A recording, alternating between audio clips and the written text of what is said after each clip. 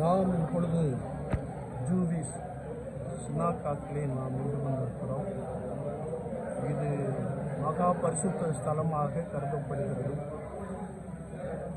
இது பிரசங்க பீடமாக சொல்லப்படுகிறது. இங்கே அமர்ந்து இவர்கள் கர்த்தருடைய வார்த்தைகளை கேட்டுக்கொண்டிருக்கிறார்கள்.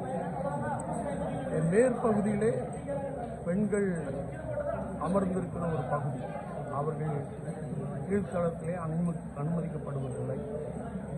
எனவே இது ஒரு பாரம்பரிய சர்ச்சாக ஜூவிஸ் சினாக்காக காணப்படுகிறது.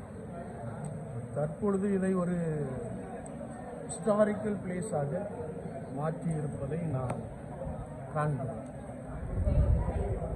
இந்த நாட்களிலே அநேக போதகர்கள் தூத்துக்குடி நாசரேத் டைசிஸிலிருந்து வந்திருப்பதை நாம் பார்க்கிறோம். கர்த்தர் உங்களை ஆசீர்வதிப்பார்.